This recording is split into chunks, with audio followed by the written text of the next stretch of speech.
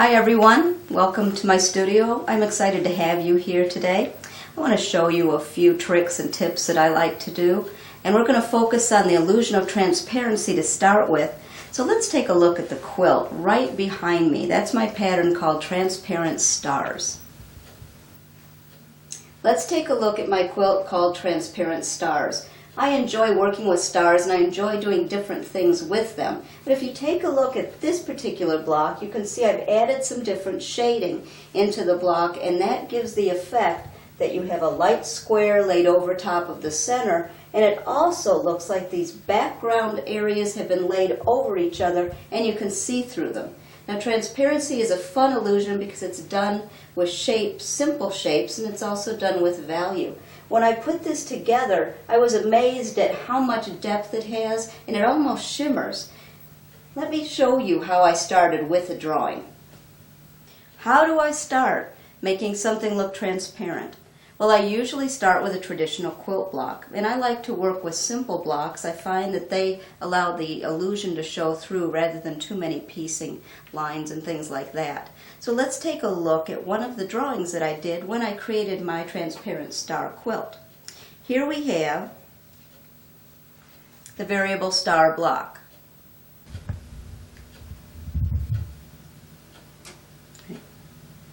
And what I'm going to do with this drawing is I'm going to put different values. You can see I have a light, a little bit darker, darker, and darker still. That's how I started. And when you first look at this, you might think, well, that's rather unusual. What is that going to look like? But when I take this block and then I put it into the quilt, you're going to see the magic happen. Here I've taken the blocks and I've put them in a design. You can see I have green and purple, just like I did on the quilt that we just looked at. And this, of course, is the result of working with many different drawings and trying different things. But this is the end result. So I start with the block and then I put it into the quilt, and this is what I end up with. And you can see it's got the illusion of transparency in the drawing. That's one of the hints I can tell you, is if you see the transparency in the drawing, it will work in the quilt. But if you don't see it in the drawing, stop. It's not going to work. Now, once I have a drawing, now it's time to pick the fabric. And with illusions, you need to be very specific on the fabrics. I prefer working with tone-on-tone prints because we want the illusion to show rather than the print of the fabric. So look for tone-on-tone fabrics. The other thing we need to do is have a value. Now, the value is not what you paid for the fabric at the store. It's not that kind of value. It's the lightness and darkness of the fabric. So what we're going to do is look at light, medium, and dark, because in the drawing that we did, we saw different values. Now, selecting values can be hard. So let me show you a tool that I like to use that helps me with that. This is my value viewer tool.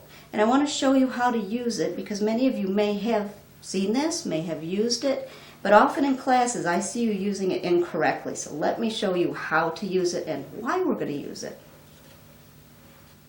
Whenever you're selecting value for a quilt, there's a couple of things I want you to do. First of all, lay all the fabrics out that you're going to look at.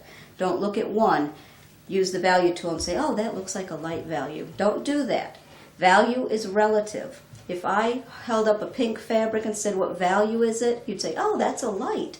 But if I put a white with it, all of a sudden the pink becomes medium. So lay all the fabrics out that you're thinking of using.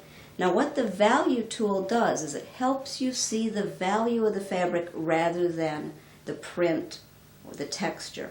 And the reason that's important is because if you're selecting a range of values, sometimes it can be hard to tell, is the fabric light or dark. So here we've got some fabrics laid out. And what I'm going to do is take the value tool and I'm going to put it up to my eye like this. It makes a filter for your eye and it helps block out some of the color so I can see the value.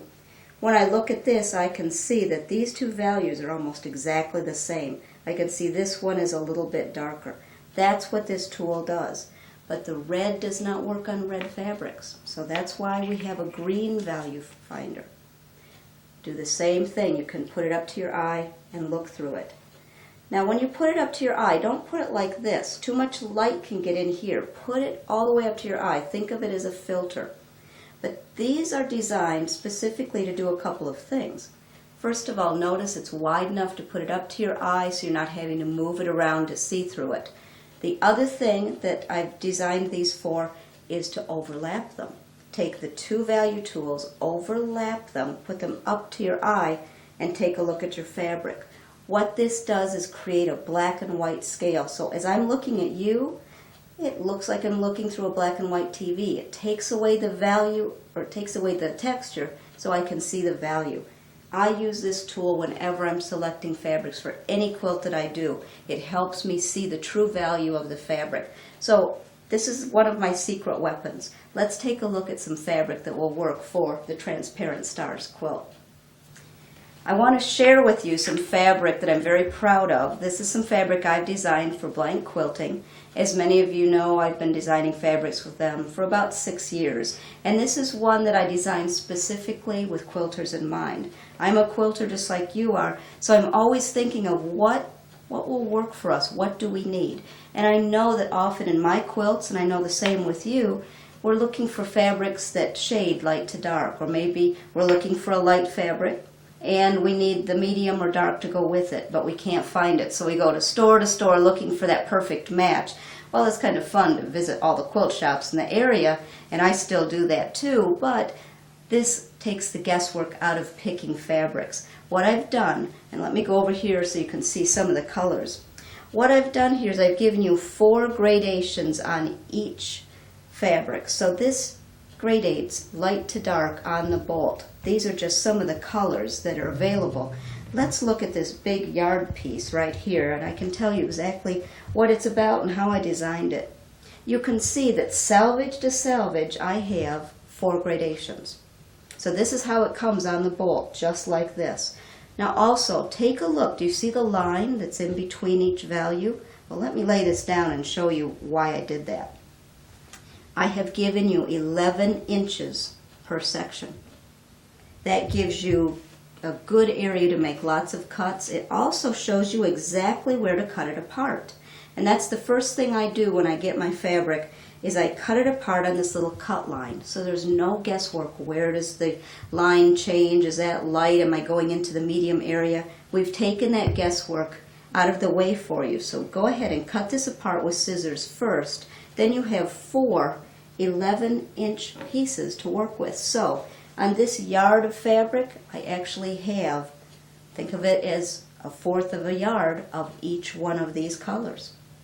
So whenever I'm purchasing fabric like this, I am thinking in terms of what is each channel or each section. This is a yard piece, and it's giving me 1/4 of a yard of each color. But if I'm working on a quilt that needs 1/2 a yard, then I'll get 2 yards of this, so then I have 1/2 a yard of each value. So think in terms that way. This is a purple, and it would be perfect in the quilt that we just looked at. Now we have the purple fabric, but we also have a green. Let me show you the green fabric that will work. Here's the green fabric, and you see again it's got the cut line, so you know where to cut it apart. It also has the 4 shades. So for this Transparent Stars quilt, you'll need a green and a purple. Now you might be wondering, well, how much do I purchase? I would get 2 yards of each color. You may have some left over, but that's all right. You can use it for other projects. But I'd rather have it than wish I had it. And you know that, how we run out of fabric, so don't do that. Always buy a little extra. You can always use it in other projects. If you applique, this is perfect. And I've designed a lot of different colors in this collection, so if you're doing shading of flowers or leaves, you've got the shading right here in one fabric. Well, let's take a look at the different fabrics that are available, different color shades. This is Shade Cascade, and it is available in 14 different colors. You can see I have them laid out here. We have them on the website available in 1 yard packets. And when you get the packet, it's going to be cut into 1 yard and put in a bag, so it's all set for you to take out and use. This is what the fabrics look like when you purchase them from our web store. They're already in a packet. We've folded them, so when you get them, you can see exactly the gradation that you have. And this is how they're sent to you. Now I've laid this can of magic sizing out because I want to show you something. It's helping me to remind me to tell you something. This is another secret weapon that I have. Before I do any piecing, and even before I do any cutting, I always use magic sizing, and I slightly mist my fabric and iron it. This gives a little bit of body into the fabric. Even though there's body in the fabric already, I find this extra step allows me to put even more body into the fabric without it being too stiff, and then it helps prevent stretching. Magic Sizing is one brand, Niagara Sizing is another brand. Just look for the word sizing. It's not starch, it's not as heavy as starch, but it's sizing, and it's a secret weapon that I use. Well, I hope that you've enjoyed this little look at my Transparent Stars pattern and our Shade Cascade fabrics, and I hope to see you again in my studio.